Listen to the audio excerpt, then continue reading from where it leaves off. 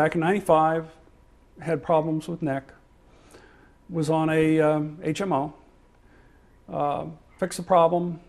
Several years later, the problem came back, fixed the problem. While they were fixing it, they checked PSA levels. PSA levels were high. 2 biopsies later, they decided that, yeah, there is some cancer there. Did whole body scans, did full checks. It only appeared there. They removed it. Hospital says, fine, post-operative, nothing there. Nowhere in the body, nowhere in adjacent tissues, just a couple of very small nodules in the prostate.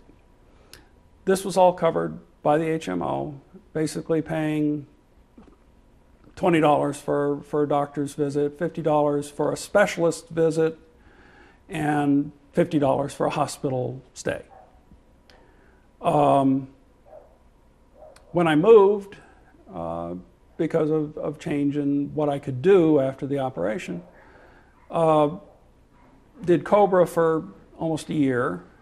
Since the wife and I both needed insurance, we looked around, we got some other insurances, but the agent had advised us, don't say anything about the cancer.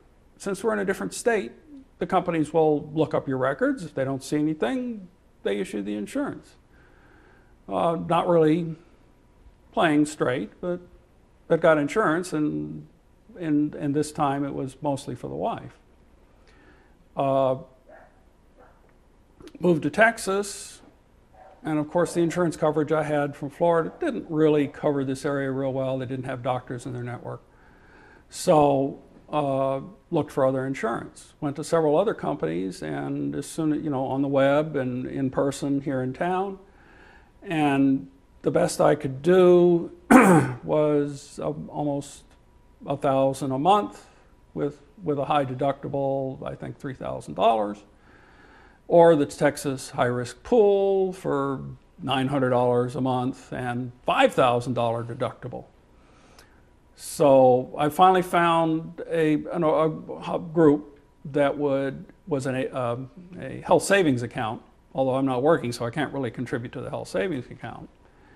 And I have to pay now about $430 plus a couple of dollars a month, and have a $3,750 deductible, but at least they will pay everything over that deductible. It seems like with cancer, that if you get cancer, I don't care whether it's something small that can be removed 100%, maybe off the skin, that's not an invasive cancer, prostate, which is the slowest growing cancer in most cases. If they find out that you've got it, you may as well just kiss everything goodbye, because if you have another medical problem, you're out. You may as well be walking the street. Was the Texas high-risk pool an option for coverage, and if not, why not? Well, Texas high risk wanted close to $1,000 a month. Plus they had a $5,000 deductible, but it was definitely not a plan that I could afford, since I'm living on a fixed income out of an IRA, and to be replaced by Social Security after about a 1-month pause there, and an annuity that I had set up from the money I'd made on moving twice. Today, approximately 25% of my family budget is used for health care. I'm paying $400, currently taking in maybe $2,000 a month. So about 25% is the health care budget. I'm just talking insurance for the budget. Yeah, if something happens and we have to go to the doctor, that's extra money that goes negative on the budget. You try to keep a few extra dollars in there, but it's basically going to come out of the savings end of it if there's an emergency. Hopefully you can build it back up little by little, but basically a doctor says it's an unplanned thing. It sounds to me like you're not really going to the doctor. I'm probably, for my age, no, I'm not going to the doctor enough. There are some testing that I probably need to have done. Colonoscopy comes to mind as something that's not a cheap procedure, and they want you to do it every couple of years now. Can you give me some idea what it does cost you in premiums, deductibles, co-pays and what your yearly out-of-pocket expenses are? Well, I have tried to avoid going to the doctor, because the last time I went to the doctors here won't call you up and give you test results. Oh no, they want a second visit. And a visit here with the deduction for the insurance cost me about $75 a visit. There is no copay. It ran between 2 doctor's visits and the blood tests, it ran about $500 to go to the doctor for 1 year. Insurance costs are $430 and a couple a month. Deductible $3,750, which they don't pay anything to get to that deductible, short of discounts that they happen to have with the doctors. So it doesn't really buy me anything to put money into the health savings account. The only reason I've got it is it sort of forms a catastrophic insurance more than anything else.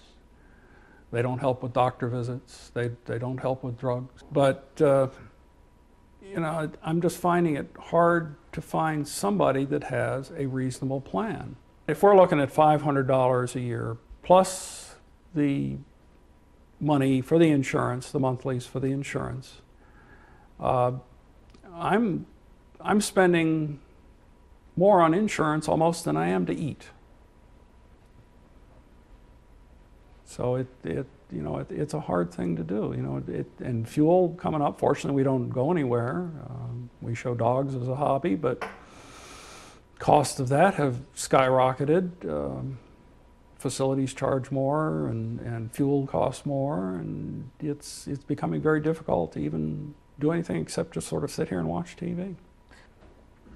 Give me an example of health care that you're not getting on a recommended schedule, and do you worry about the possible health effects? I'm not doing the PSA testing at the intervals the doctor had originally specified because of the readings have been so low. However, I am somewhat worried about this. It could come back. It could come back in more virulent form. How do you feel about that? It's a little scary, but you know, at this point, it seems like once you get a cancer, the insurance companies may as well just dump you out on the side of the road and you're on your own.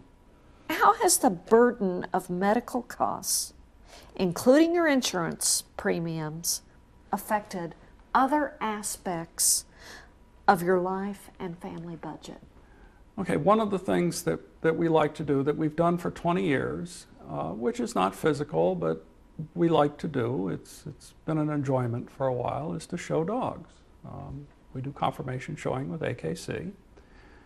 But between insurance costs, increased prices on food, increased prices on fuel, we have just about ceased. I mean, we'll do a few shows once in a while in the year that are big shows, but running 100 miles here or 200 miles there or 300 miles there is pretty much out.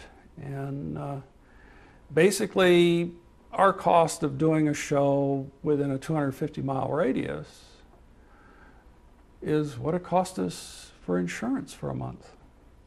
So, you know, that takes out a show a month, and since that's about, we may have only been doing 14 or 15 a year, that only leaves us with a couple left. It's been very tough after retiring. I mean, it's a matter of watching every dollar and where it goes, and now with everything going up, I'm waiting for the insurance company to say, oh, well, the doctor's rates have gone up. We can't honor this 2-year. Oh, well, you know, sorry, the doctor isn't on our medical plan anymore, and there's nobody else in the area you can go to. Too bad. You know, we'll charge you more and change to another network. So, you know, is there another one coming down? Is the doctor going to give up that network and I have to go to a more expensive one? I don't know. So you sort of have to make sure there's some money in the bank in case something changes. I'm holding my breath that I can still keep the insurance and still eat and still keep the lights on, because, of course, energy costs have gone up too. So what you're saying is yes, you're a little ahead in spending from where you thought you'd be, but you're reining it in? I'm basically reining it in as much as I can. I mean, like I say, with not going to the doctor as much, not going to dog shows as much so that I can keep paying the bills. As everything else goes up, the insurance is probably going to be, I've got to keep the lights on, I've got to keep the place air conditioned somewhat. You got to pay the property tax or they'll boot you out on the street, then you got nothing. Do you worry about it? Does it keep you up at night? It doesn't keep me up at night, you know, and I try to work on it.